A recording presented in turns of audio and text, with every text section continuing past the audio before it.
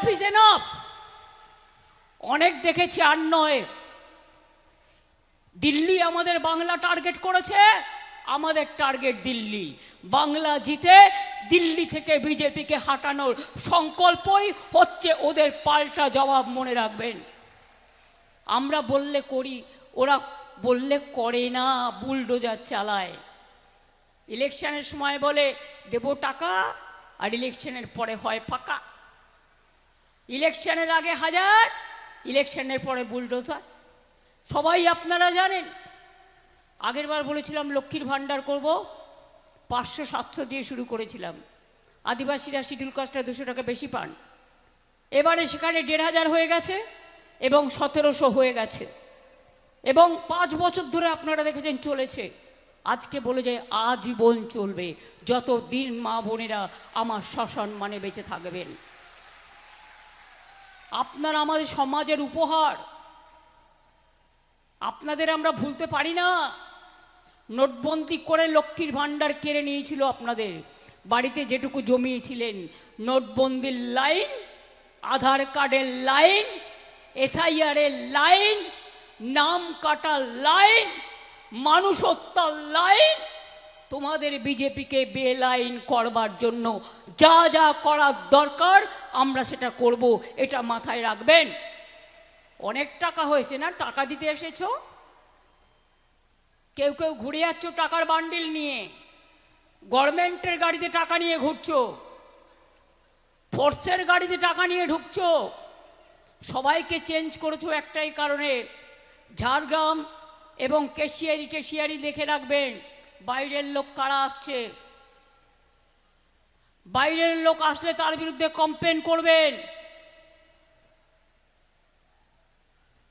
এবারে বলে যাচ্ছি যুবসাথী প্রকল্প, এটা চলবে এবং তাদের জীবিকার সন্ধান আমরা করে দেব।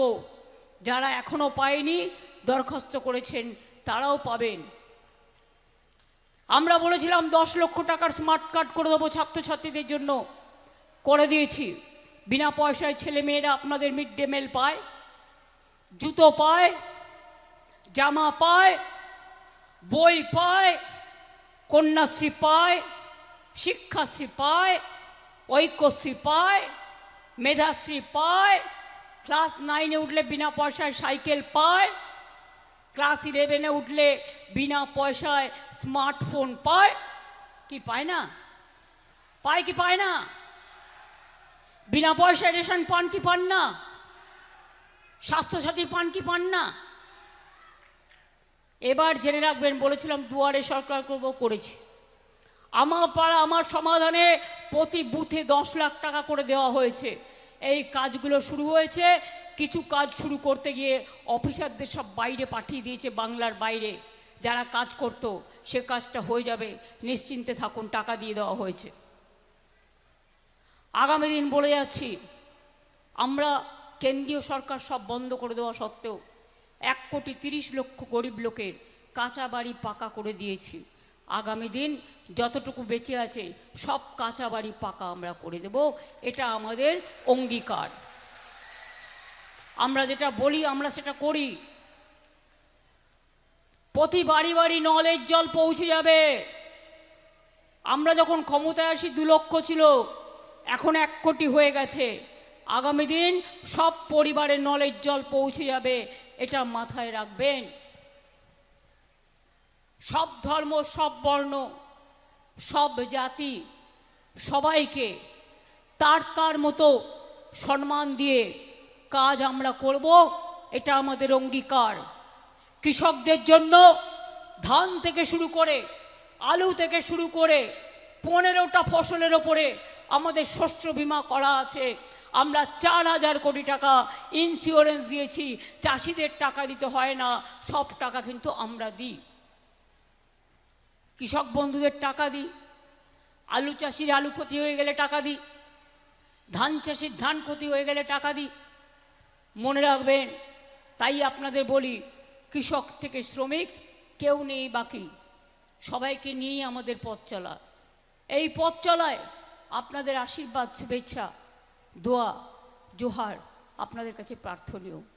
আমার অনেক মিটিং থাকে, তাই হয়তো সবটা বিস্তারিত বলতে পারি না, বাট আপনাদের ইউনিফর্ম সিভিল কোডটা বলে গেলাম, নিজেদের মধ্যে আলোচনা করবেন হাউ ডেঞ্জারাস, এটা কত ভয়ঙ্কর, এটা দেখে নেবেন। আপনাদের প্রার্থী তো ভালো হয়েছে, কই পরে সেখানে দাঁড়াও তো, এসো তুমি এসো। দেখুন তো এই দুই ভাইয়ের মধ্যে কোনো তফাৎ আছে? তফাৎ আছে? আমরা সবাই এক। তাই বিজেপিকে বলবেন ইলেকশনের পরে দেখ,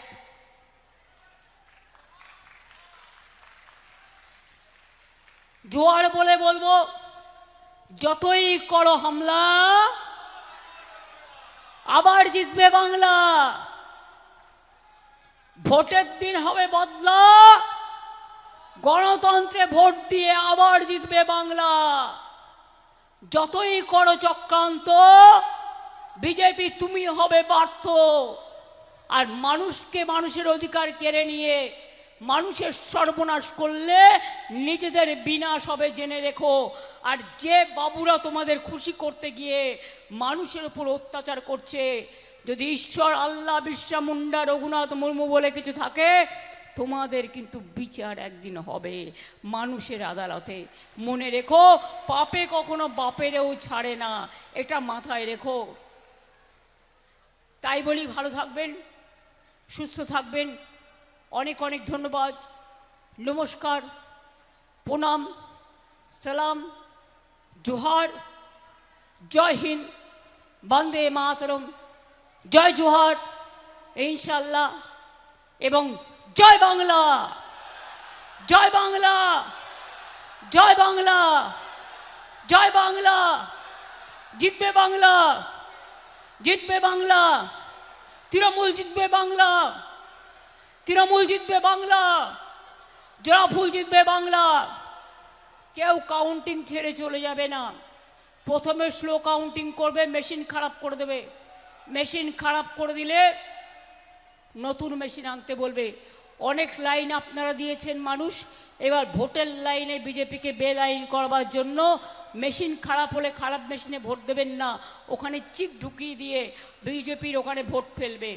নতুন মেশিন আসবে, প্রত্যেকটা কাউন্টিং করে নিতে হবে, প্রত্যেকটা পার্টিকে ভোট দিয়ে দেখতে হবে সেটা ঠিক আছে কি না।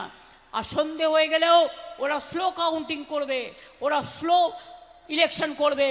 আপনারা ভাববেন না, চিন্তা করবেন না, আপনারা না হলে আপনাদের সব অধিকার কেড়ে নেবে। এদের দরজা বন্ধ করতে গেলে মনে রাখবেন, ভোটের দিন এদের করতে হবে জব্দ, কাউন্টিংয়ের দিন এদের জব্দ করতে হবে, এদের স্তব্ধ করতে হবে, এদের বাংলায় শূন্য করে দিন।